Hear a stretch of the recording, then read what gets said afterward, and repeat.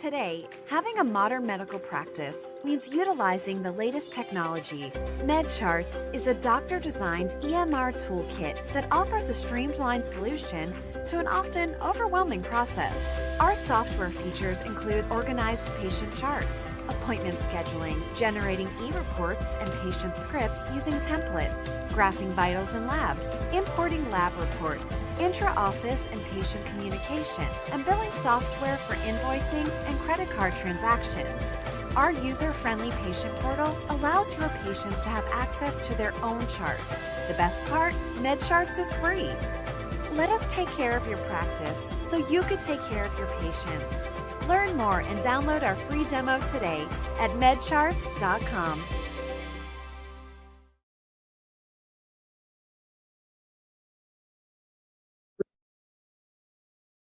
Well, good afternoon or good morning, whenever physicians you are out there watching this. My name is Michael. I am the editor-in-chief of Concierge Medicine Today, which is the industry trade publication for the concierge medicine space. And today you're listening to kind of a marketing your practice, but also we're going to talk about customer service. We're going to talk about your staff. We're going to talk about the pathway to patient loyalty, which in and of itself is all about marketing. And what I want to do is inform you and educate you, to educate your team members, to help you understand as a physician, as the physician in chief, the leader in chief of your team, or if you're a practice administrator or practice manager, or in some form of role where you're managing the customer service and patient relations of your practice, and those interactions, those can be tough to navigate and to train and equip staff. This is a great webinar for them as well, because I want to help equip and educate and inform you that marketing will not get you anywhere. It'll be wasted money if you don't get the staff and patient interactions correct. And so you're going to spend a bunch of marketing dollars and not move the needle, right? Like, why is it that I'm spending all this money, but I never see return on investment related to the postcards I sent out, or these these Thanksgiving cards that doctors send out. And we'll get into that here in a few minutes, why sometimes I do think those are good money and money well spent, and why they're not. But now, with that as a preface, I hope you understand what we're trying to accomplish here, that spending marketing dollars will get you nowhere unless you have a team that's equipped and informed and trained correctly about how to understand and navigate the patient to staff interactions, so that they're helping you prepare the patient for a lively, positive interaction once that patient gets inside of the exam room, kneecap to kneecap with the physician. So as we begin today, I love my daughter and I have watched. We're not like dress up and go to like the Comic-Con conventions or Dragon Con conventions by any means, but we are fans, and I've recently been introducing her to a bunch of different movie trilogies and so on. And so one of the things that kind of came up in the things that we've been watching lately was a quote from Lord of the Rings. And I love this quote because I think that there's a lot of things in movies that I'm inspired by. And I thought that this was so telling from a patient experience perspective. It's dangerous business, Frodo, going out your door. This was the wise Gandalf the Grey talking to the curly-haired Frodo earlier in one of I believe the third, well, would be the fourth movie, but it would have been the first that came out in the early 2000s. It's dangerous business, Gandalf says to Frodo, going out your door. You step onto the road, and if you don't keep your feet, there's no knowing where you might be swept off to. And I think that that's very telling of where the physician experience is today in our healthcare culture and economy, because we don't ever know what to expect. In fact, as a patient, we put on this invisible suit of armor every time we pick up a phone or we go to a doctor's office or a specialist's office. We never know what to expect, but we do expect, from a patient's perspective, a battle. It's like we're going into a battle every time we enter a doctor's office. So I hope that you're going to enjoy what we're talking about today. And I think that you will. I think there's a lot to learn. So my first question is, and really it's a question, but also it's a comment. First of all, I don't have all of this figured out. I'm not a physician, but I am a patient. And I know what it's like to sit on the other side of the exam room, the waiting room from you. So that's the perspective that I come at this type of education and today, this webinar. And I've talked with hundreds of physicians over the years. I've interviewed them. I've spent hours with them over the last 20 plus years. And so I ask you a question because they ask themselves a question too that's very important. And that is, hey, as you listen to this today, do you want feedback or do you want compliments? They're two very different definitions. And I think I'm not going to insult your intelligence by telling you the definition of each one. I think you understand what we're trying to accomplish here. So if you want compliments,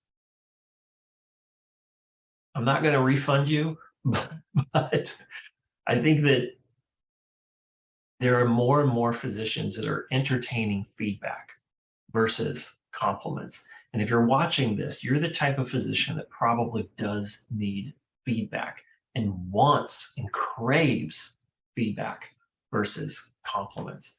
So I hope that didn't offend anybody, but I do want to give you compliments. I do think the doctors in my life and my family's life, I have invested in this 3 kids. We go to doctors all the time.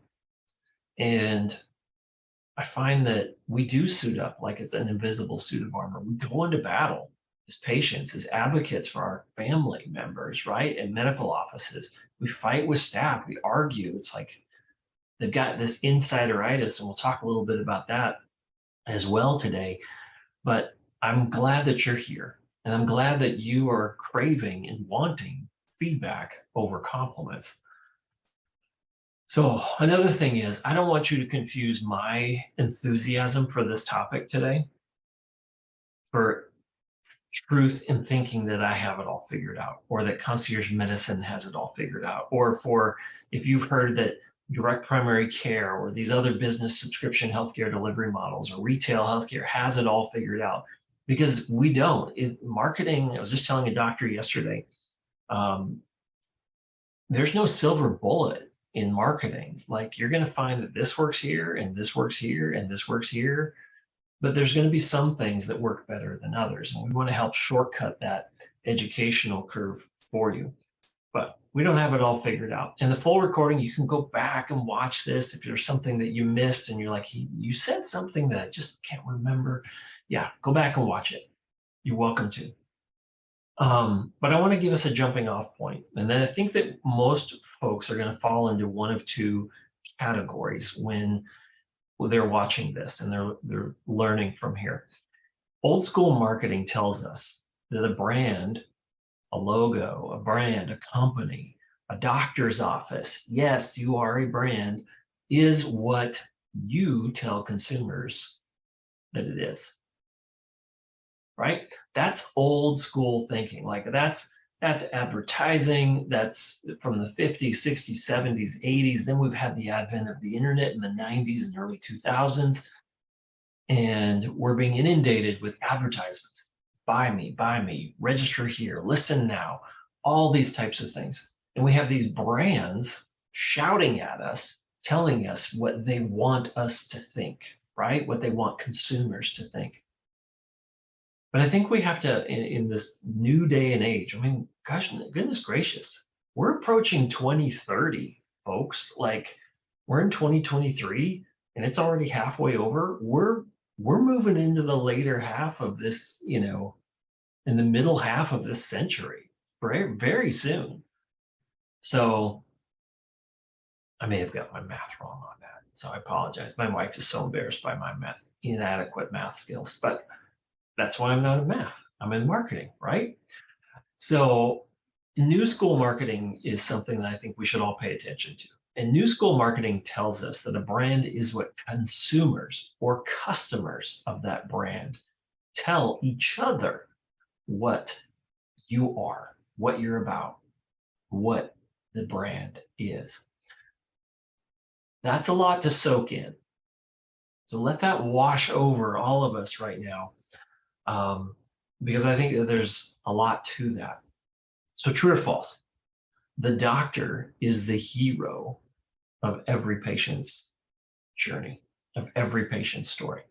Would you say that this is the true or false? I think most of us would raise our hands and absolutely say this is a true statement. The doctor is the hero of every patient's story.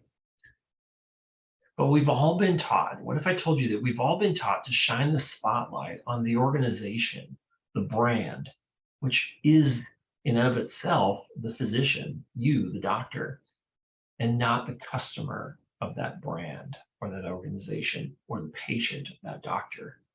Now, I'm sure I'm not offending you, many of you, because you're mature enough and you've seasoned enough and learned enough to understand that your patient is a customer as well.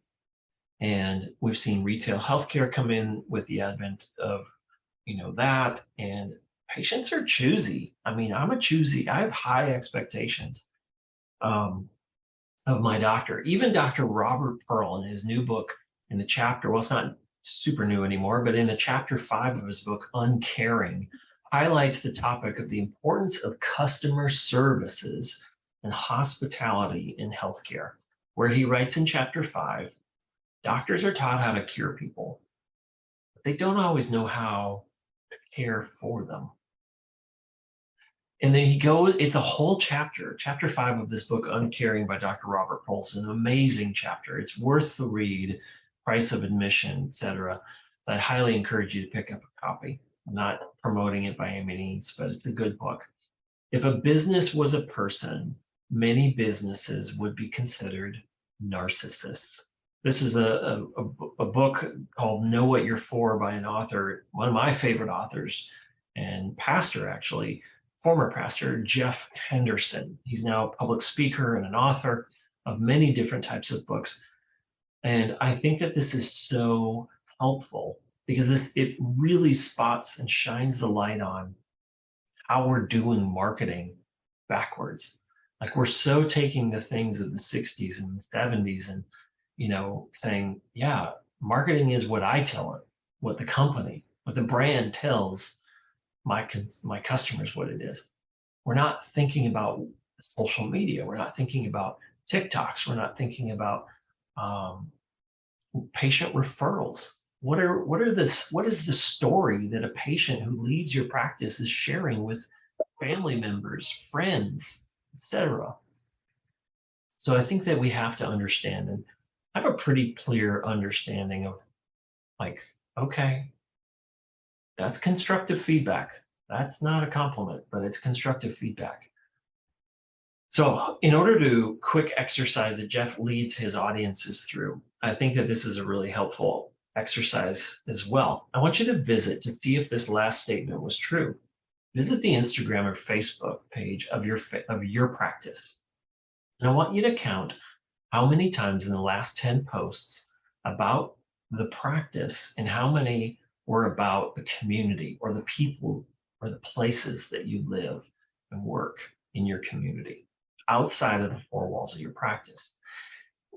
When Jeff walks folks through this exercise, it's very informative because it really shines a really quick spotlight on oof, yeah, you're right. I've been communicating way too much about I'm amazing. We're amazing. We're not communicating enough about health of our local community. And we'll dive into a little bit more here in a few minutes. But I think that what we have to understand is that the heart of a patient, the heart of your next patient who walks in your door is where the real battleground is being fought. And when you and other doctors do this effectively, patients are going to start talking positively when they leave your practice, right? Every physician we've ever talked to and interviewed over the years has always said, what's the number one way you grow your practice? You can probably say it without even thinking. Well, word of mouth, patient referral, right? Those are usually the most common answers.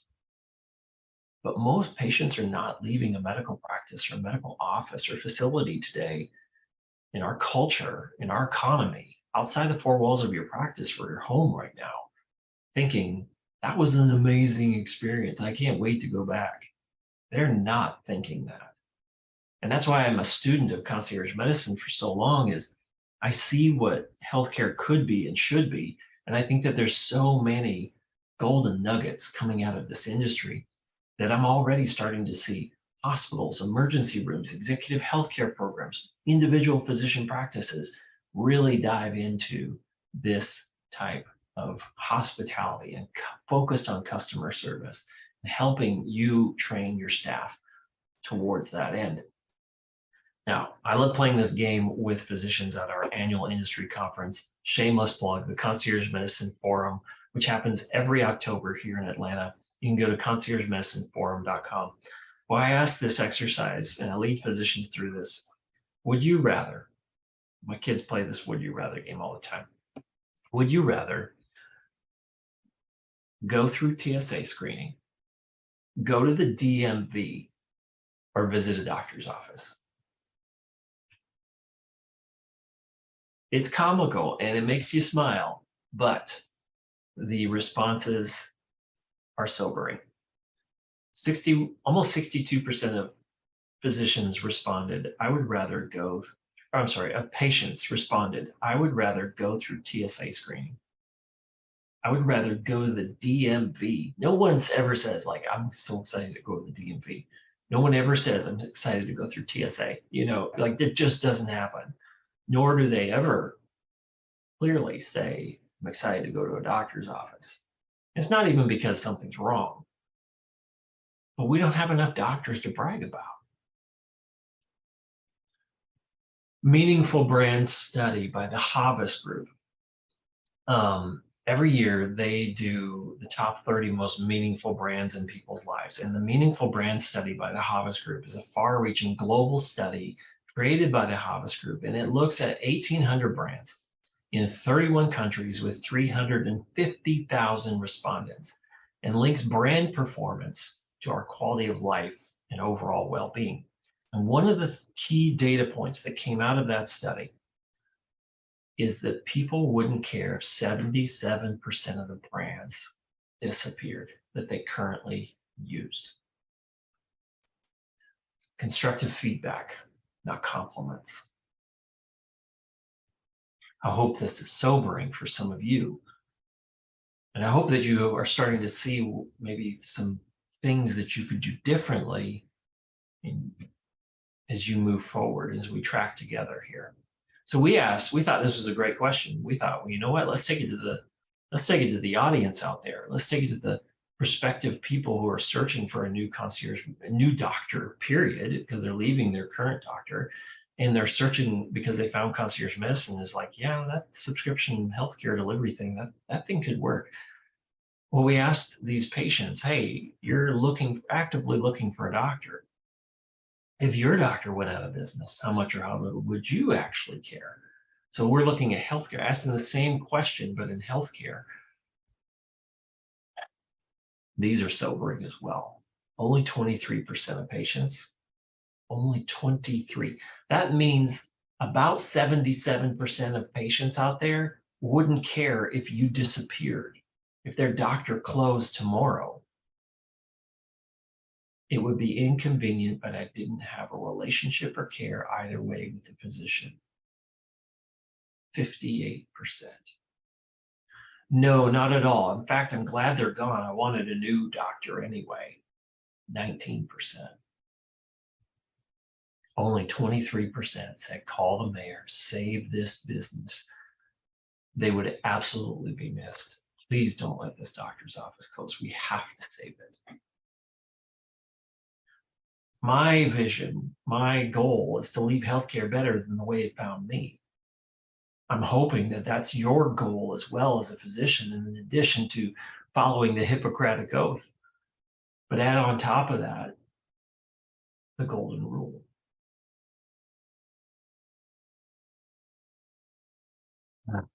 Again, feedback, not compliments.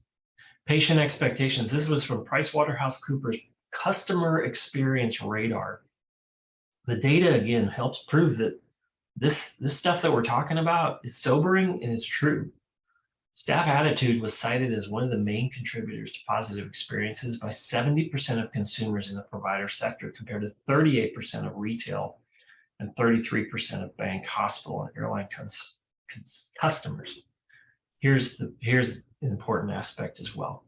Personal experience was found to be the top reason that patients chose a doctor or hospital, and it's more than 2.5 times more important than it is to consumers in other industries. Healthcare experience, personal relationship matters.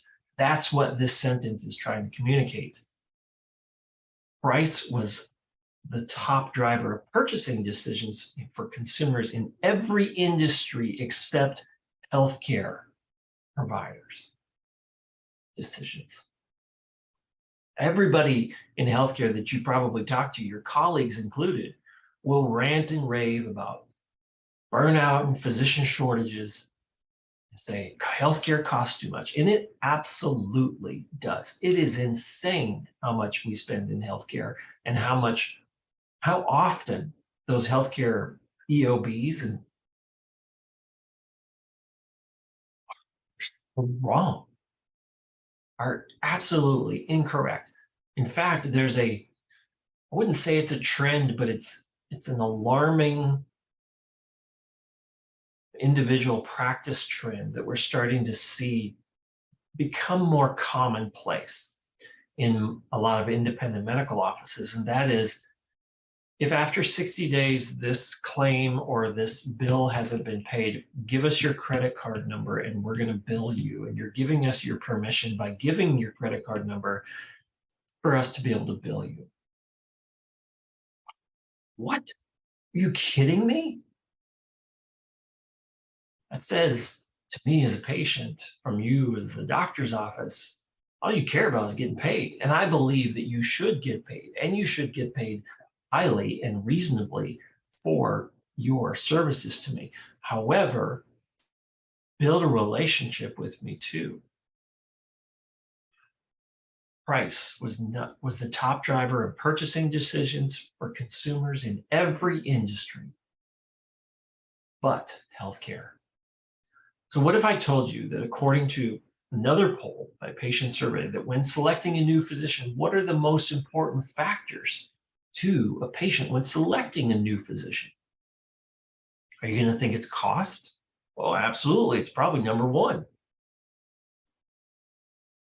Finding a doctor I know, like, and trust far exceeded cost. In fact, cost barely made the double digits. And if only 11% of patients surveyed out of over 1,000 prospective, actively seeking consumers who are going to be patients soon, they noted that cost was the most important factor. Only 11%. It barely cracked the double digits. These data points highlight the importance of the long-term relationship between patient and physician in your brand. Top 7 reasons people are leaving their current physician, whether it's PCP, primary care, internist, family doctor. Convenience and long wait times. He or she spends less than 15 minutes with me. I feel like a number. He or she asks me less than 5 questions. Staff is difficult to work with. 4% said I'm leaving because of insurance, incompatibility, and cost. So I think the conversations that we're having in doctor lounges and in medical conferences are backwards. You might be, well, like, Michael, you're not a physician. You're right, I'm not. But what I am is a patient. And I'm a student of healthy, successful habits in healthcare. that I see lived out by many doctors, not just a few, but many, particularly in the concierge medicine field and other subscription and direct primary care healthcare delivery options. Cost is not, yeah, it's something that we've got to change. It's ridiculous how much it is, but it's not our main focus about why a patient, one of the reasons why a patient is coming there. They want you. So Scott Cook, co-founder of Intuit and a billionaire director of both Procter & Gamble and eBay, said, "A brand is no longer what it tells consumers it is. It is what consumers, patients, for example, tell each other it is." So I hope that these data points have hit home on this, and that it helps us understand, it clarifies for a moment the importance that we've got to reframe the conversation. That a brand, a doctor, is no longer what you tell patients that you are. You are what patients tell each other that you are. And the data proves that out. Because it is no longer about being the best doctor in the world anymore. It is about being the best doctor for the world, for your patients, for your local community. That concludes part one of a few here in this course, in this webinar series, and I hope that it's been informative. Please leave us your comments, your feedback, your questions in the feed, in the comment section below, and we'll get back to you shortly. Let us know how you enjoyed it so far. Go ahead and move on to section number 2, lesson number 2, and we'll keep learning together. And remember, it is no longer about being the best doctor in the world anymore. It's about being the best doctor for the world, for your patients, for your local community.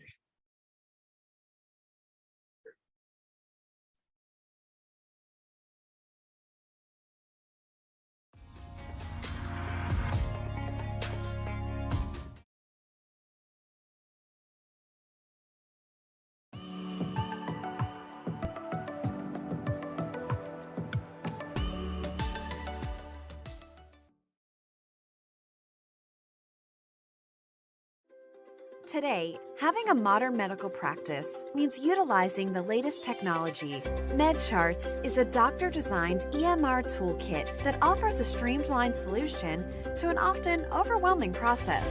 Our software features include organized patient charts, appointment scheduling, generating e-reports and patient scripts using templates, graphing vitals and labs, importing lab reports, intra-office and patient communication, and billing software for invoicing and credit card transactions.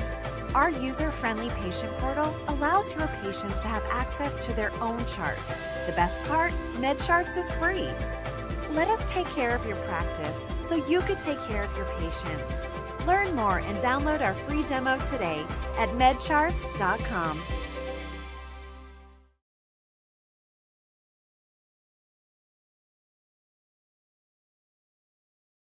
All right, well, here we are for part 2 of our conversation related to the patient journey, marketing to acquire new patients, marketing to acquire repeat patients.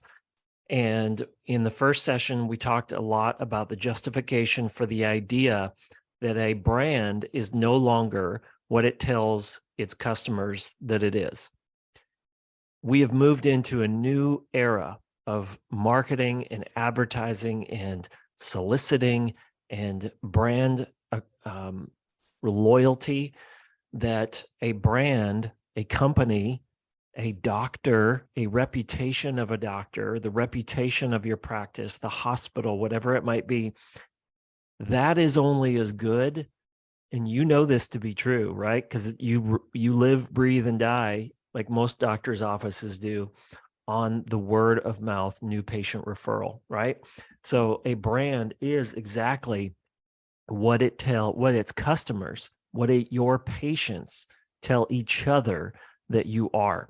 And a lot of patients these days are walking out of medical facilities, walking out of hospitals, walking out of ERs, walking out of urgent cares, walking out of internal medicine, family practice, pediatrician offices, specialty offices, and the list goes on with terrible stories. And it breaks my heart, honestly. And you guys know that I'm not a patient, I'm not a physician, but I am a patient. I have 3 kids invested in this world, a wife. I'm part of a sandwich generation that's also trying to give care to, aging parents. And I've sat in those waiting rooms with my mother. I've waited and I've been mistreated and they've been mistreated. And what I find is something that is living up to more or less something that's living up to the expectations of patients and families is concierge medicine. Now, I know that sounds elitist in some aspects, but understanding what concierge medicine is, once you get it, once you understand it, once you talk with the physicians in this space, you understand that, oh, I get it now. It's about personal physician-patient relationship and building that rapport and that relationship together over time to be preventive versus reactive. So as we move into our next few minutes together, let's go ahead and continue. So most patients, like I talked about in the first session, was most patients put on this invisible suit of armor when we go to see a doctor.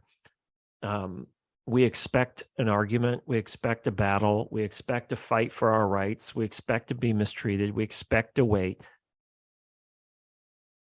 And this isn't how it should be. It's not how it is in a lot of countries, to be honest.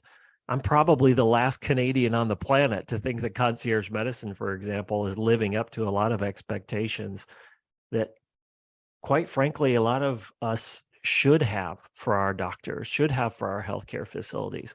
Goodness gracious, if we were treated this way by our favorite restaurant, we would never come back. But yet healthcare gets this omission. It gets a pass because it's inpatient care and it's treating the human condition. And while there's some liberties that can be over-explained with that, I think that we have to hold up a mirror at some point to healthcare offices, administrators, and physicians and ask, look, are you a villain in this story of the patient? Is your staff an inconvenient obstacle? Prior authorizations? Oh my God, oh my goodness, right?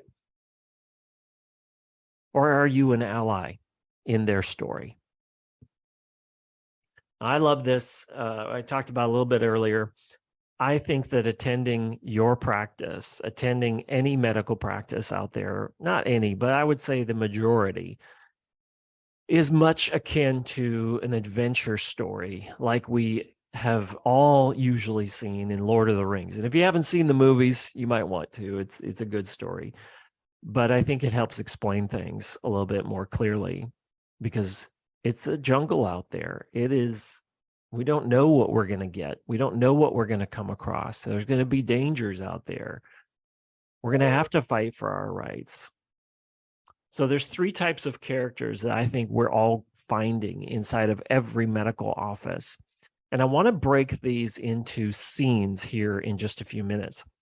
But these are the types of characters that patients encounter at every medical office, at any hospital, any ER, urgent care, retail healthcare clinic, internal medicine, family practice, pediatrician, specialty office, whatever it might be. These are the types of characters that we're running into as patients.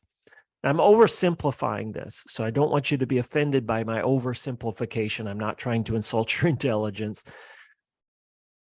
But there's the hero. Now, in many ways, we look at the hero as the doctor, right? We don't look at the hero as the patient. But when we go back to what we originally started with, and that your brand, your reputation is only as good as what the patient tells each other that it is. We have to understand and put the hero of the story in the patient's lap. The patient is the principal character, right? They're the reason that you're in business. A person who is admired for achievements and noble qualities. He or she is a central figure in an event, a period, or a movement. They're an object of extreme admiration.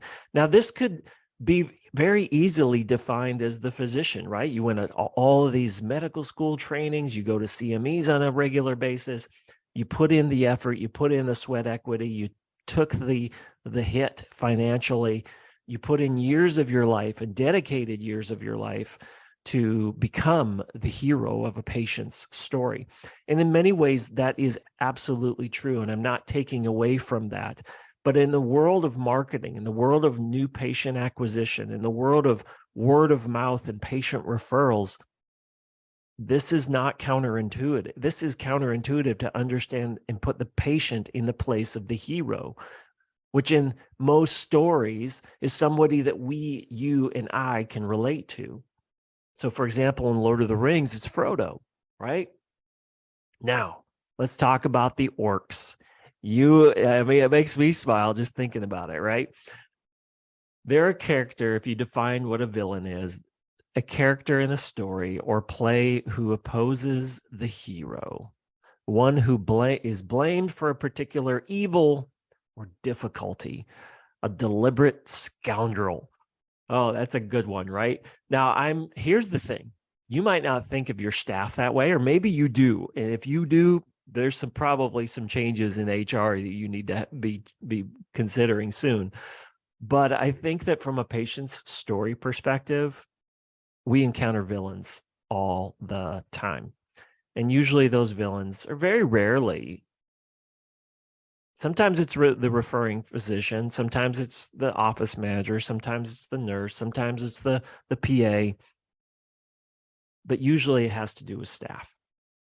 And then our third character that we run into is the ally, Gandalf, the wise old Gandalf. Now, I'm not calling you old by any means, but I think that when we look at what the definition of an ally is they're wise beyond their years, which describes every doctor I've ever met for the most part. They will work hard toward another person's interest as long as it also serves their own. They are a trusted confidant. Now, if that doesn't describe every physician I know, I don't know what does. So when we break a patient visit into scenes, we encounter characters. And in each scene, they encounter different characters. The patient encounters will either be a place, a feeling of healing, or hostility.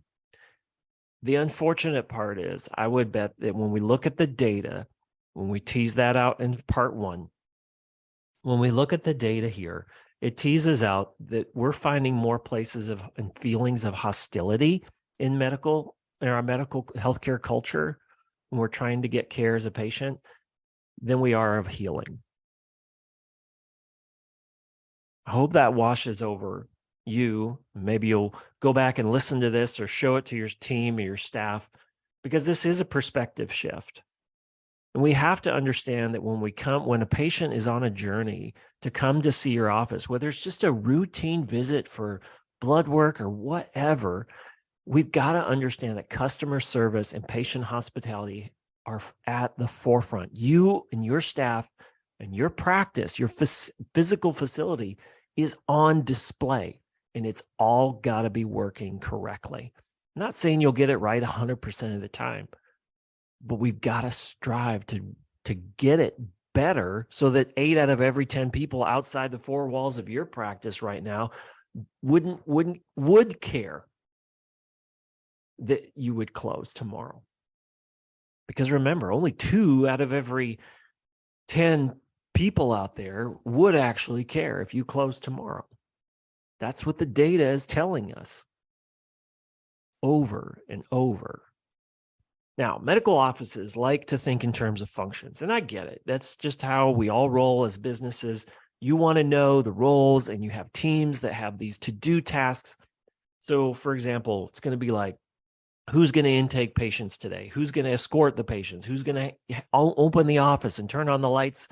Who's going to handle pre-authorizations? Who's going to do the phone calls, handle the paperwork, the accounting? Oh my goodness, the list goes on. And isn't it true that the older we all get and the more leadership and responsibility we assume and presume and are handed or given as an organizational practice leader within the organization or the company or the hospital, is that your IQ goes down, right? You're suddenly responsible for IT. You're suddenly responsible for HR. You're suddenly responsible for telecom. And you're like, I wasn't trained to do all this.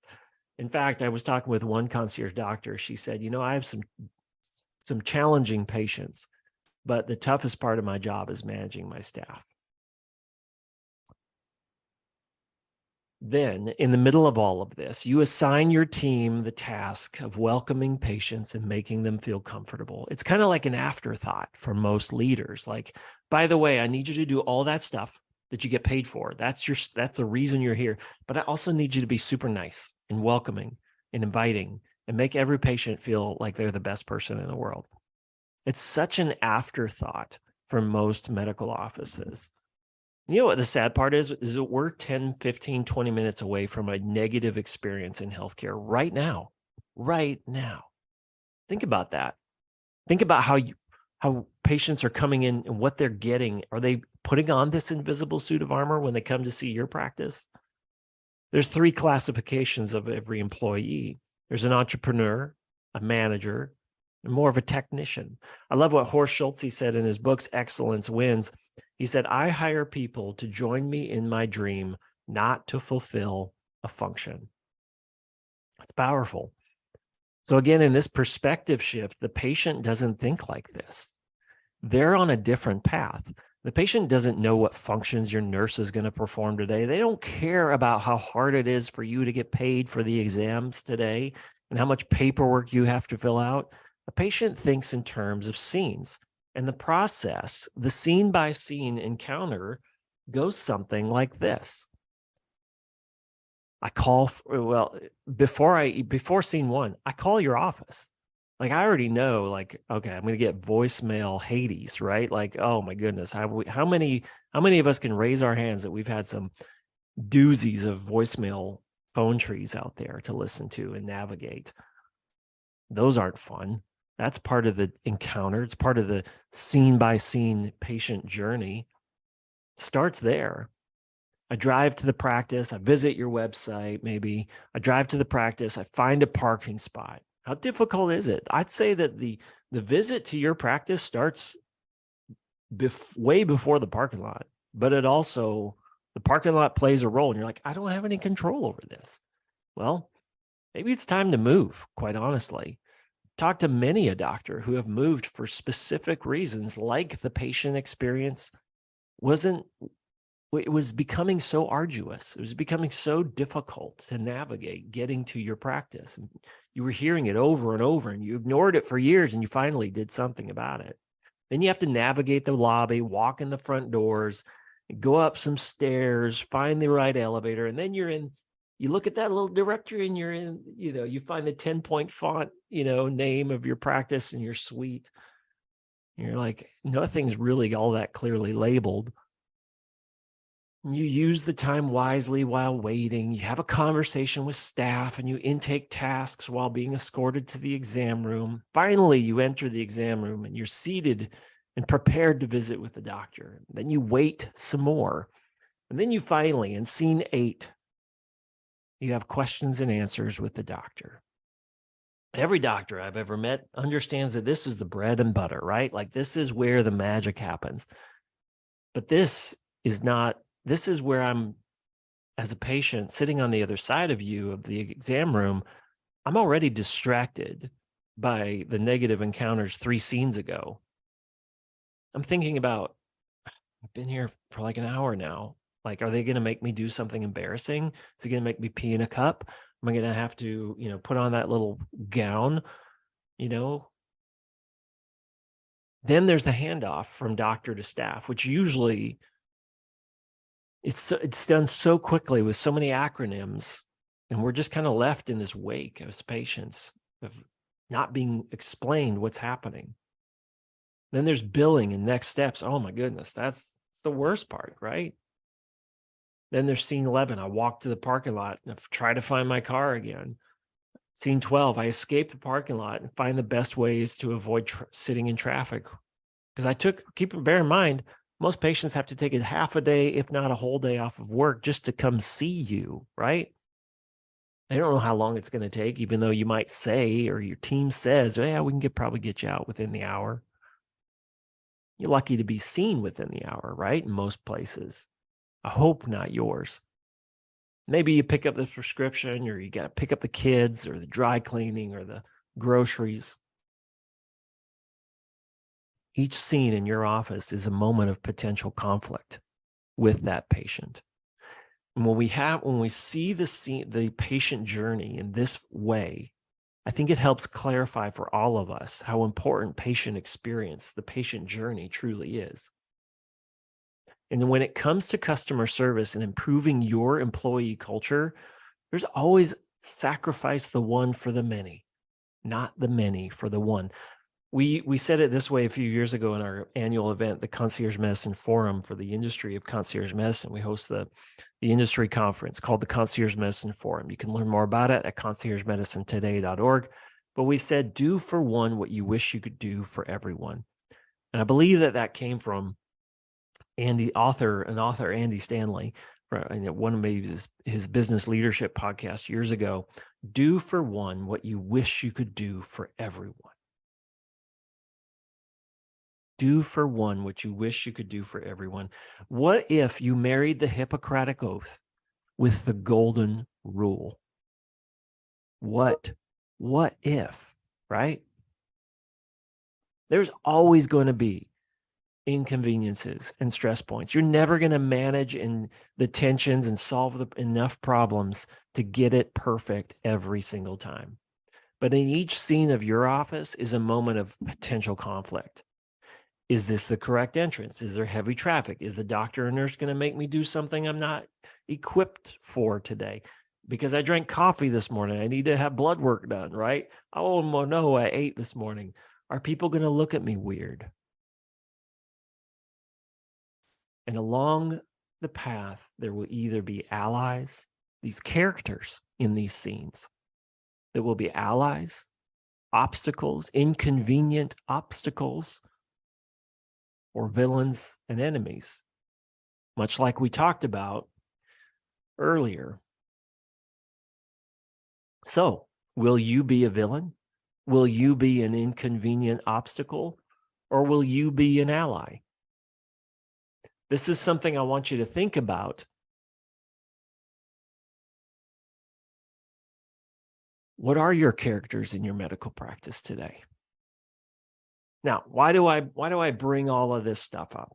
Because talking about customer service in healthcare, talking about hospitality in healthcare, I mean, I've had so many conversations, both more positive than negative, about the idea of referring to a patient as a customer with physicians and their comfort level now, because they've become aware of how we've got to change healthcare's customer service and their patient experience. But talking about this stuff with your peers, talking about this stuff at medical conferences is like pushing a boulder up a mountain by yourself. And every now and then you get a doctor who comes along and gets it and embraces it, and he helps you push it up a little bit more. We'll never get this completely right. No doctor will ever be perfect. No medical office or office team will ever be perfect. But what I think that we're starting to see, for example, in concierge medicine, we're starting to see that it is providing a good example to others, to hospitals, to executive health programs, to medical offices, to specialty offices, to pediatricians, to family practices. They're starting to do things in concierge medicine that people are starting to pay attention to. And that's important. So you've got to keep pushing this boulder up a mountain. We've got to keep our pulse on the patient experience. Now you might be saying, I'm not convinced. I'm not persuaded. After all, Michael, you're not a doctor. You're just a picky patient. And you're right. You're absolutely right. I have high expectations of my doctor because I understand that 5 words from my doctor carry a lot of weight. He is the author of he can bulldoze my life, or she can bulldoze my life with 5 words. Michael, I'm sorry, you have cancer. Your child has extreme scoliosis and requires surgery. In your words, the author of words carries a lot of weight. Like our dad says something, our mother says something, and you're like, okay, I'll straighten up I'll sit up straight, right? I would say that in my life, in my family's life, my physician relationships probably are within the top 6 of the most influential voices in my life. For good reason, right? You have all of this education, this expertise, this insights into medicine and health and healthy lifestyle that can change my life. Why wouldn't I listen to that? But I'm not a physician, but I am a patient. And I know what it's like to sit on the other side of you. And I've seen doctors understand and lean into these ideas, this content. And it's changed the way that they're interacting with patients. It's changing what those patients are saying about that doctor.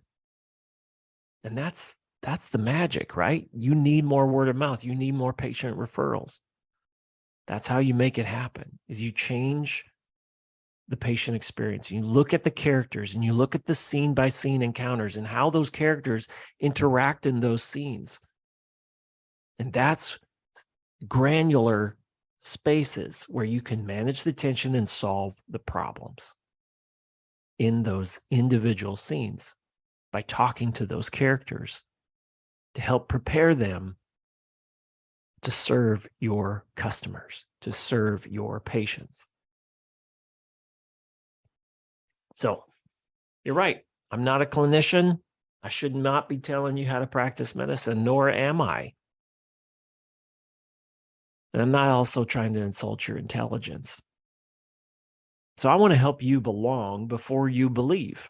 I want to help you lean into this content if you haven't already. And I want to help ask you a question by saying, whose story is it that you're trying to promote? Is it yours, or is it celebrating the patients? Obviously, your story of message and lifestyle and health and wellness and healing is one of the greatest stories ever told. Your story of caring and your hospitality and your empathy and your care and service that you've shown to your community over the years, it's amazing. But we have to understand that in today's healthcare culture, the true hero of the story is the patient, not the brand, not the reputation, not the education, but their visit to your office is the story that they're going to tell others about. And right now, in our healthcare culture, in our communities, only 2 out of every 10 people are bragging about their last doctor's experience. And I get it. It's natural to see yourself as a hero. You've been built up. You've been treated like you've been 6 inches tall years ago when you were in medical school and residency. And you're trying to overcome the bureaucracy and the mistreatment. Oh my goodness, so many physicians are mistreated. But we have to understand, and it's counterintuitive, that if you're going to be truly a great doctor, not just a good doctor, but a great doctor, you have to take a supporting role in their story. We're going to talk a little bit about insideritis in the next phase, but I want to tease the next part 3, and that is talking about insideritis. Insideritis is a malady afflicting the vision of organizations by focusing on insider issues over outsider issues. This was from the book Know What You Are For by the author Jeff Henderson. And insideritis is going to help, I think, identify some characters within the journey and maybe even some flaws in your practice and your leadership and your culture of your practice that I think will help improve upon what you're trying to accomplish with the patient journey and the character and the cultures that you're trying to create within your practice. I look forward to catching up with you in part 3. Go ahead and click on to the next one. Congratulations. If you haven't already visited our healthcare trade publication, Concierge Medicine Today, I want to encourage you to do so. We have a lot of great industry resources to learn more about concierge medicine. We have our industry conference. We have online courses. We have daily webinars happening. I look forward to helping you, meeting you one day, and seeing you and hearing and learning from you and your success story by putting into practice, pun intended, some of these ideas and hearing your story and how they've improved your practice, your culture, and your team, those characters. Bring me those stories. You can go to conciergemedicinetoday.org or email us at editor@conciergemedicinetoday.org. Have a wonderful day and go ahead and click on part 3.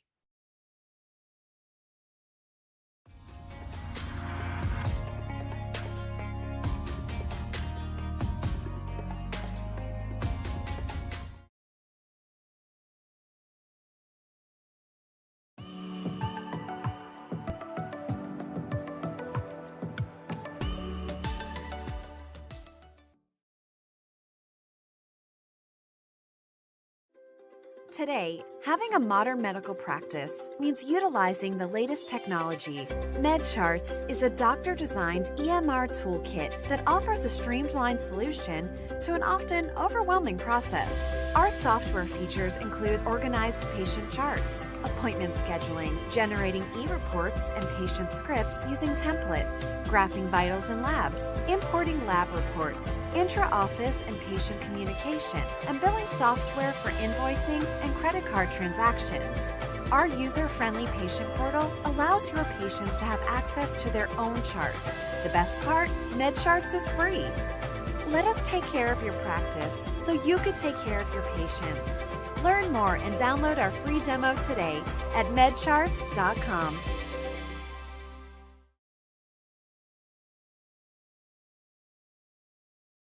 All right, welcome to part 3. Let's talk a little bit about something that nobody wants to talk about, and that is things that are happening inside of your practice. It's kind of like looking at your credit card or your bank statements, and it is not something you're like, I know that there's stuff happening. I just don't want to open the cage. I don't want to let that 500-pound gorilla, those HR issues, those personalities loose in the building right now. I don't want to, and for a lot of doctors, to be honest, I've talked with enough of them. It's scary. It's awkward. It's especially if you're one that avoids confrontation, right? So how do experts do it? How does the business world outside the bubble of healthcare? Because to be honest, healthcare is not doing a great job of setting a great example of how to lead others, especially teams and staff, well. Healthcare is known for mistreating staff. It's known for having difficult, challenging personalities, and rightfully so, okay? I mean, it's a well-deserved reputation. So how do businesses outside of the bubble of healthcare, because they spend millions and millions of dollars on customer service training and leadership and business culture training every single year, yet healthcare spends like probably a couple hundred hours on it, maybe if we're being generous, and we accumulate and filter on assemble all of the hours at all the different thousands of medical conferences out there. And we think about who's talking about organizational leadership and leading teams well. It's not a very common topic at medical conferences. You don't see it published in medical journals, right? You don't see that this is the stuff that they're talking about. And if it is, it's usually bureaucrats talking and admins who have nothing to do with clinical care, talking about how to lead doctors well and take more advantage of you, right? So let's open up the cage. Let's talk about insideritis, but let's approach it from a perspective of how organizations outside the bubble of healthcare are tackling insideritis. What are they doing to address it? So let's learn from them. I love what Jeff Henderson said in his book, Know What You Are For. He said, insideritis is a malady afflicting the vision of an organization's by focusing on insider issues over outsider issues. So you can see insider issues is like, well, somebody ate my lunch in the fridge, or nobody cleaned the microwave today, or every time I talk to the front office staff, Jenny has a problem with Bill, whatever it might be. And we don't focus enough on outsider issues. I love what Elizabeth Dixon said. She's an author of, I believe, a book called The Customer Experience. And she's worked with big organizations like Chick-fil-A and a bunch of others as well. And she said the customer experience will never be better. It will never eclipse. The customer experience will never eclipse or be better than the current employee experience. So pay attention to the tension. Pay attention to the insider issues that are impacting your staff culture, because they affect outsider experiences. We should be more, your team should be more outsider focused versus insider focused. Now, that's easier said than done, right? So how do you do that? Well, there's 7 signs that you're suffering from insideritis. I'll see if I can move my little thing here so you can see better. Your focus, I love what Carey Nieuwhof in the book, At Your Best. If you have not read this book, if you do not have this in your Audible library, it is a must-have for every doctor. I love this book. In fact, I've recommended it. I give it away to a lot of doctors. He says, number 1 sign is your focus is on trying to keep customers and forget about trying to recruit new customers. Let's be honest, right? You've probably done it. You're probably there. The absence of pushback sometimes. Let me see if I can move this. I don't know if I can move. The absence of pushback sometimes means that the people you've reached have settled into a nice pattern of enjoying what you do. And when that happens, cue the death rattle. Decline is right around the corner. Another one, you're on autopilot. How many doctors in the medical office staff practices have you walked into that just seem like they're just on autopilot? Like they have no intention of improving anything, any system, any process. In fact, the more process and processed that they can make the process of seeing patients, the better. And they're usually things that get missed. There's things that are overlooked on a constant basis, and they're excused away because you hear these common words. Well, that's the way we've always done it. Nothing. I wish we could all look with a microscope into so many medical offices and hear how many times these words have been said. That's the way we've always done it. Because I'm not a betting person, but I would bet a penny that so many more practices than we realize, the teams, the culture has this mentality that, well, this is just how we've always done it. And nothing, it's just, it scratches your head. If it doesn't bother you, it should. but I'm sure it probably does bother you, which is why you're here listening to me, right? Acronyms and abbreviations are better. I see this a lot in healthcare. If I have to learn code in order to be a part of your organization or see you or understand what's happening in my patient visit or join a practice, you likely won't have many people coming around for very much longer. And you're like, well, healthcare's filled with it. Yeah, of course. Which is why those acronyms are never explained. You leave this wake of acronyms in your rearview mirror, and you hand me off as a patient to the next staff member who doesn't even have a clear explanation of what just happened.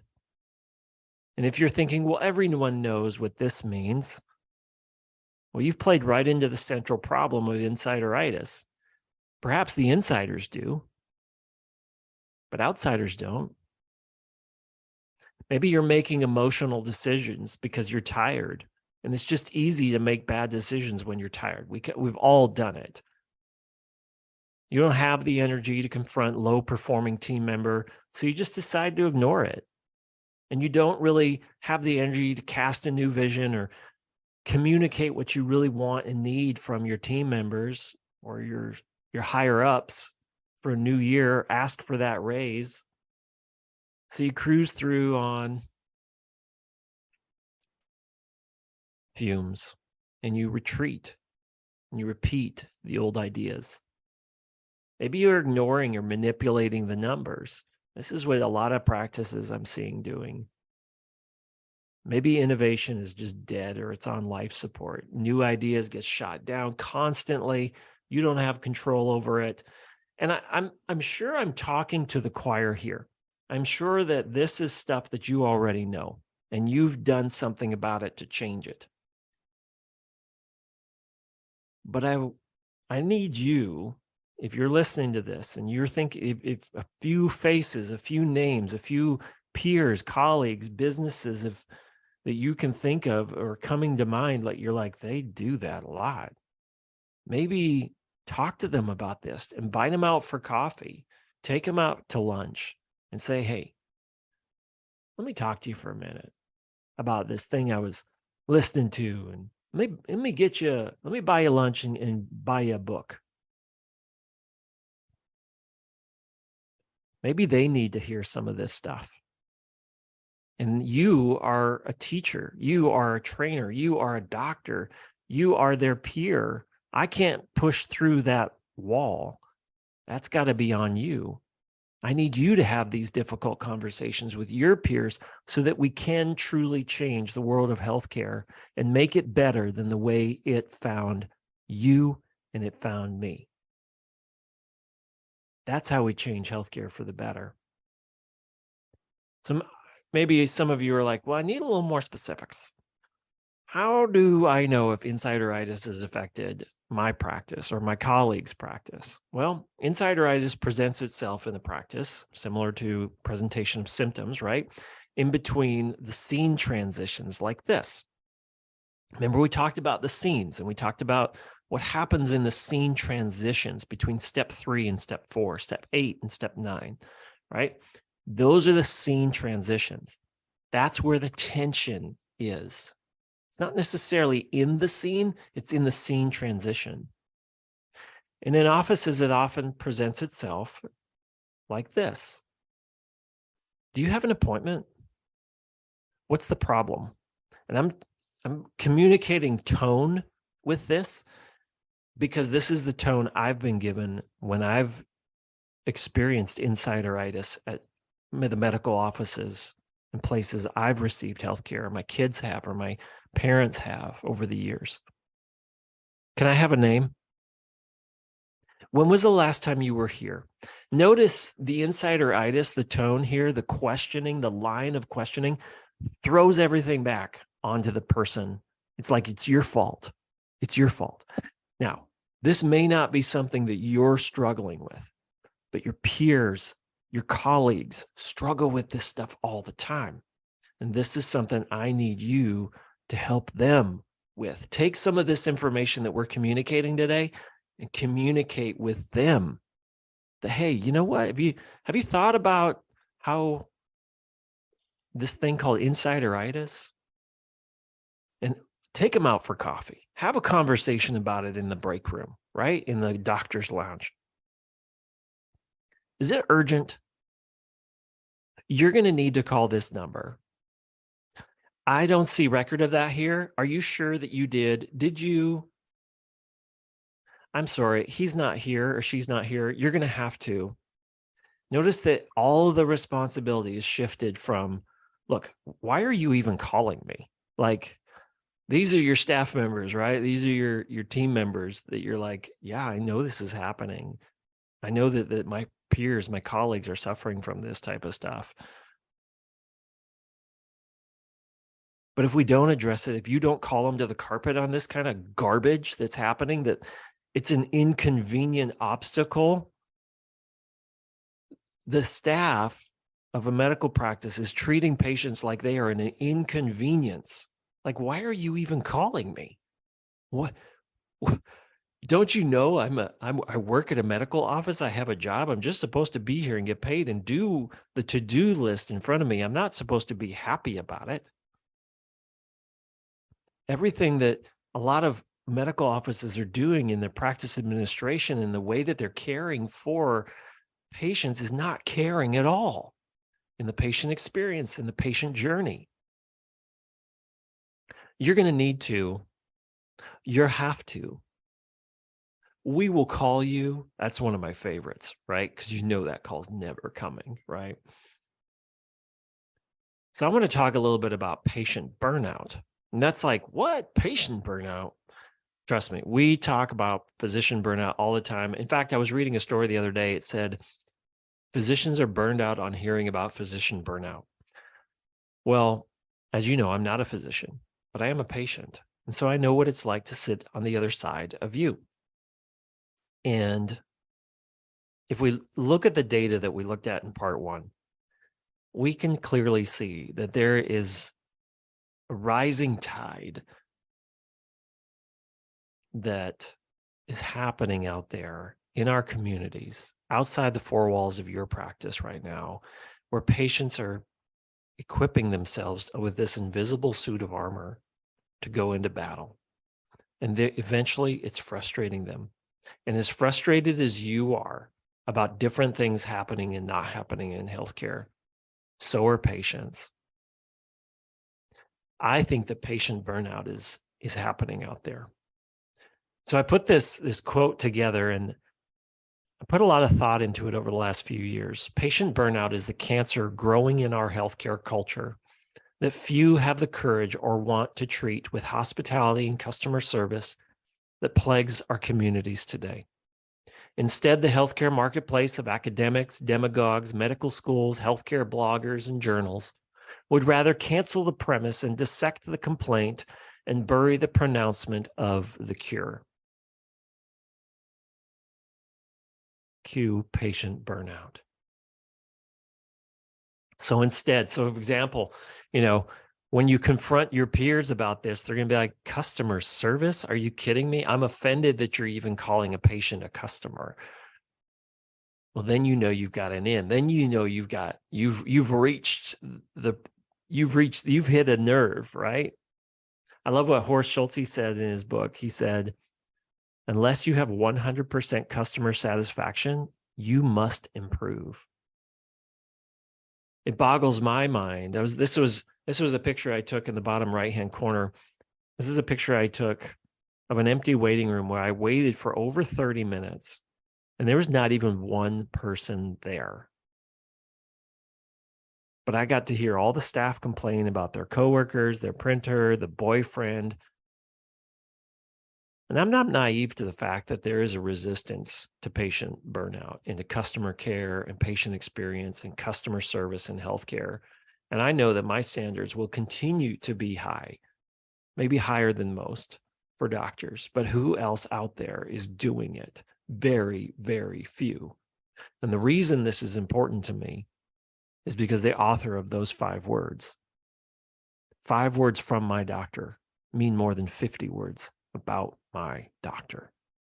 And there's very few physicians, if you look at the radical hospitality,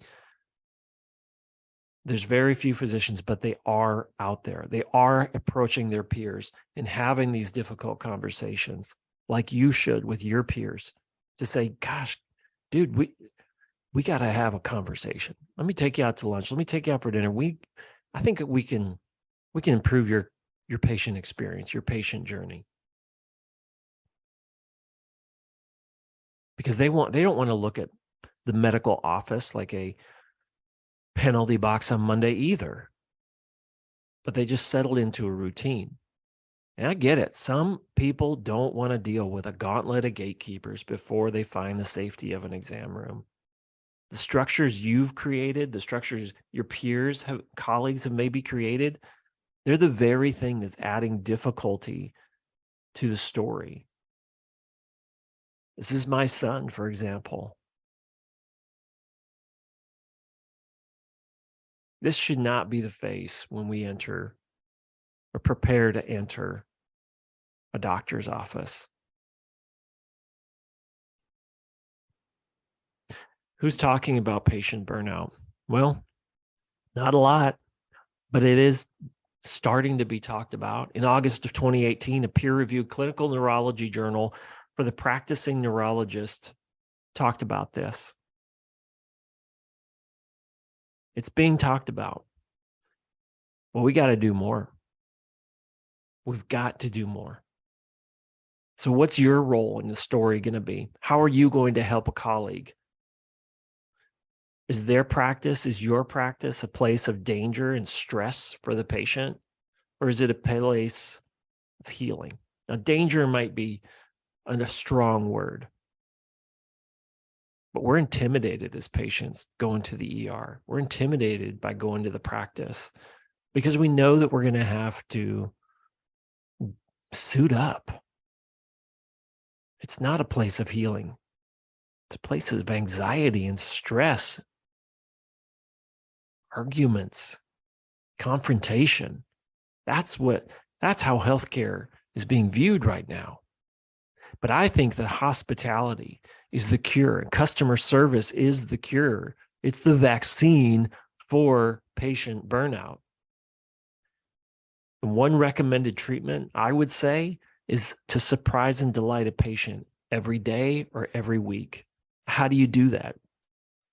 Well, I want you to turn a potential disappointment in the scene transition into a moment of surprise and delight for a patient. I want you to work around restrictive policies in a legal, moral, and ethical way that makes you an ally, preventing the obstacle versus becoming an inconvenient obstacle or even the villain. Hospitality is the cure. It's in the little details.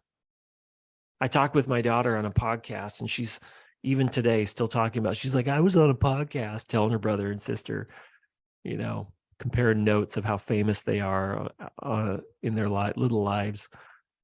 And I'm a student of customer service ideas from everywhere I go, from the DMV to the dental office.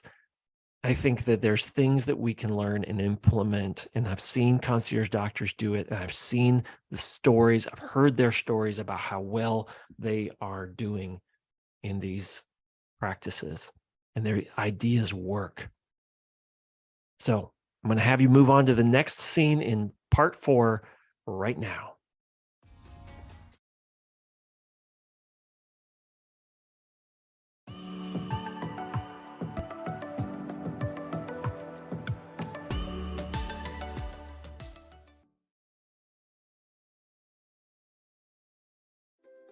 Today, having a modern medical practice means utilizing the latest technology. MedCharts is a doctor-designed EMR toolkit that offers a streamlined solution to an often overwhelming process. Our software features include organized patient charts, appointment scheduling, generating e-reports and patient scripts using templates, graphing vitals and labs, importing lab reports, intra-office and patient communication, and billing software for invoicing and credit card transactions. Our user-friendly patient portal allows your patients to have access to their own charts. The best part, MedCharts is free. Let us take care of your practice so you could take care of your patients. Learn more and download our free demo today at medcharts.com.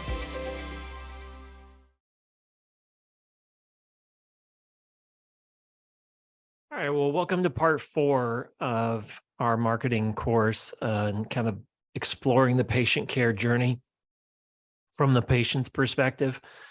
So we've talked a little bit about hospitality. We've talked about focused on making the hero of the patient care journey, the patient versus the doctor.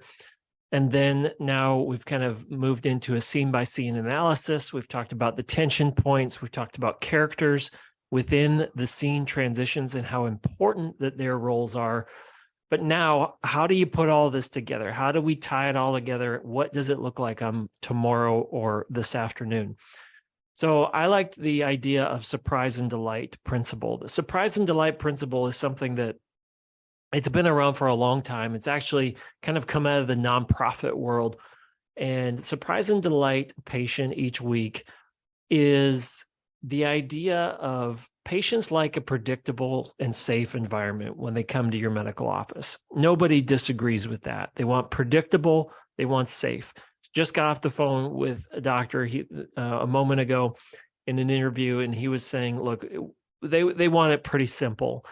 And you got to keep things pretty simple. But at the same time, you should be putting in the sweat equity, the detail into the patient care journey so that everything seems so simple. We've all been to hotels and restaurants, and you're just like, I don't know how they make it look so easy. Like, this is amazing. I love it here. But we don't say that about our doctor's offices. And I think that it's long past the time where healthcare gets a pass because it's in the human condition, improving the human condition space. And again, this is something that's taught in medical schools. It's taught all around the medical community that, look, you don't need to worry about that stuff. Don't worry about customer service. Don't worry about patient hospitality. Don't worry about staff interactions with patients. No, not anymore. The data is out there that says, look, you are losing patients. Patient burnout is real. We got to do something about it. So tying it all together, I think that moments of surprise and delight are just those little extras that are happening in the background of each scene that you wouldn't even really be able to spot them, but you know it when you see it. You know it when they're not there too. I say this all the time when I talk to doctors in this for this type of topic is, what's the most important room in your practice? And there's a variety of answers. The exam room, the waiting room, the women's restroom. The women's restroom. Why? Why is it the women's restroom? Well, for the most part, a lot of patients, for a lot of practices, especially internal medicine, family medicine, the female, the mom, is the healthcare CEO of the family. They're going to make the buying decisions of healthcare CEO decisions for the family about where the family is going to get their care. And if they walk into a bathroom that's ordinary, drab, not well decorated, doesn't have the details that they're looking for, then that's a red flag to a lot of moms. It's a red flag to a lot of spouses. So, for example, taking a patient to the office and explain the findings clearly. This was an actual picture of my son's arm, an X-ray that we did explaining. You can see the broken arm there on the broken bone on the right where the screws were put into my son's bone. And then on the right, you can kind of see that cloudy area around the break. And my doctor had the time, took me out of the exam room, took me and my son over to the computer screen to explain what was happening. And he did it so lovingly and so caring and so thoughtfully and so thoroughly that, okay, I get it. Like, now we know information is key, right?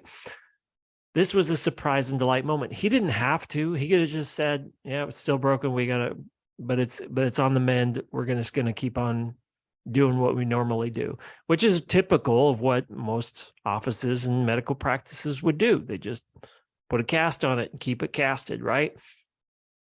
But no, he took a little extra time, few extra moments to clearly explain what was going on.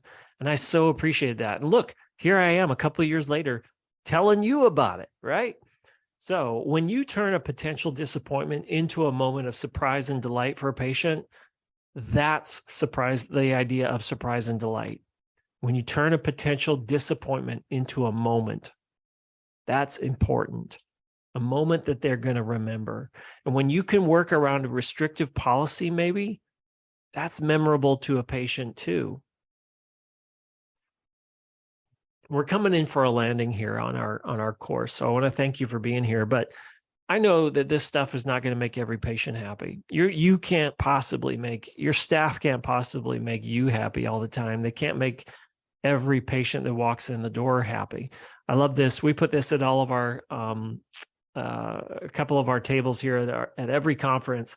We say we can't make everyone happy. After all, we're not a Nutella jar.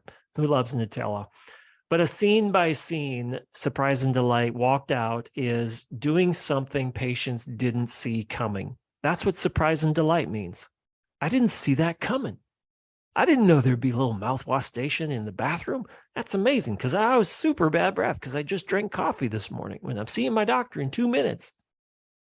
Can you think of an opportunity that delights and surprises your patients? Something that they didn't see coming? One concierge doctor, she wrote me on Instagram in my DMs and said, I send birthday cards to my concierge patients.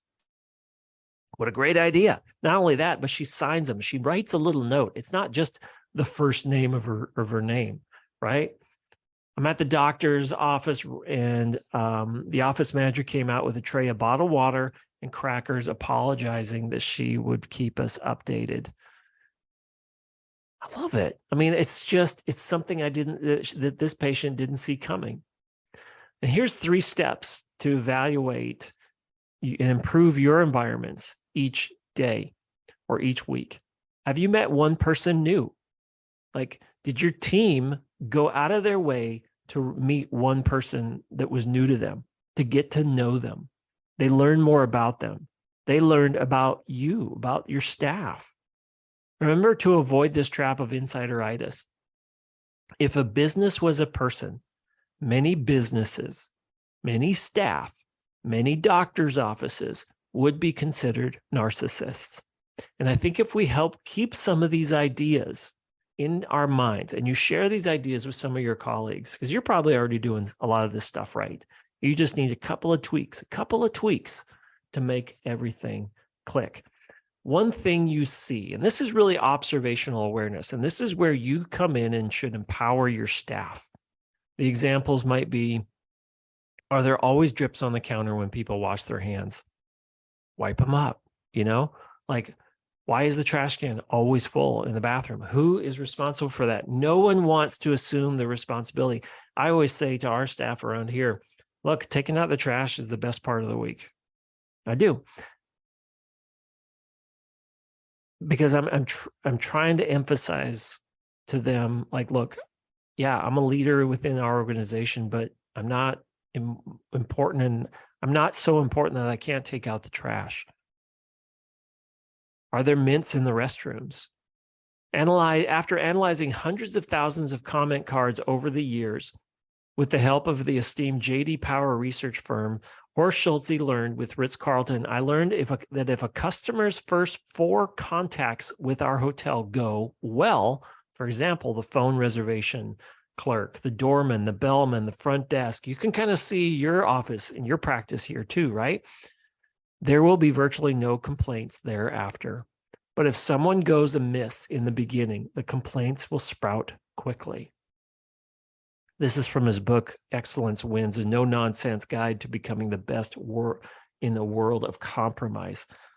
Such a great book. If you have not gotten this book, your hands on this book, Excellence Wins, go get it. Along with At Your Best, it'll help you manage your schedule into these green, red, and yellow zones. fascinating book to help you manage your schedule better. It's called At Your Best by Carey Nieuwhof. And the third item to evaluate and improve is one person you celebrated this week. This is where vendor relations, colleague referrals, handwritten notes, a birthday card that actually has something written in it more than just the signatures of the first names of each of your staff. That's garbage. I don't want that. No, that's junk mail. If that's what you're doing, you think that that's personal. It's not. It doesn't have the impact that you think that it will. I want a handwritten note. Patients don't throw that stuff away. They don't. Your colleagues probably don't throw a thank you note away. I bet that it gets filed in the drawer, but they don't throw it away. And you know what? They remember that type of stuff, right? For the patient, it might mean a birthday card, bereavement cards, sympathy cards with a note included in it. Unexpressed gratitude communicates ingratitude. This was from author Andy Stanley. Truett Cathy, the founder of Chick-fil-A, once said, "The universal sign that someone needs encouragement is if they are still breathing." Wow, that's powerful. I love what Jeff said in his book, Know What You Are For. He's an author. He says, if you dismiss the notion of handwritten notes as, you know what, that's a nice thing to do, but who has time for that? You get in line behind the rest of the world. It's powerful stuff, folks. Now, I know you already do this, but now let's recap, because recaps are fun. You can go and rewatch this at any time here within the app. But here's a group of concierge doctors, 4 concierge doctors, in fact, and an attorney talking about the importance of customer service in the healthcare relationship. If you're continuing and you want to learn more about what's happening in concierge medicine, what's happening in patient and customer service in healthcare, I want you to go to conciergemedicinetoday.com or .org, and you can attend our industry conference as well. You can register there, find more information about it, regardless of the time of year you're looking at. We host our annual conference here in Atlanta every October. It's called the Concierge Medicine Forum, and you can learn about it by going to conciergemedicinetoday.com. So again, hospitality is a process. Absolutely. You're never going to get it right. It's never going to be perfect. But the goal isn't to make the patient feel processed. Boom, right? That's a big one. That's a big one. You should, that's a good tweet. But patients like me, patients like the next one that just walked out the door, or the next one coming in, they're going to come back and they're going to tell a story, and they're going to come back because of how you made them feel. So the goal is to help you get those lifelong patients. Focus on the relational over the transactional, and more transactions will be earned, right? That's pretty cool. It's pretty good to know that if you put the work in, it's going to be rewarded too. And the more personable doctors can become in my life, in the lives of others, the more meaningful you will be, the more memorable you will be. And I want you to start thinking scene by scene and how those characters in the scenes interact with the customer, interact with the patient. Hospitality starts the instant you make eye contact. The first 10 seconds are really important. In fact, within 4 meters or 12 feet, the data and the science says you recognize the customer and you say, "Hey, welcome. We're so glad you're here." And I want you to be an ally, and be an ally that works diligently towards another person's interest, becoming a trusted confidant and helping them avoid obstacles that they may encounter along the way. Because the whole focus of an organization, in my opinion, he says, it has to be, once a customer walks in my business or deals with me, that they want to deal with me again. I love that from the Capella Hotels Group. Again, there's something we can learn everywhere. Radical hospitality in healthcare is about the little things, surprise and delight.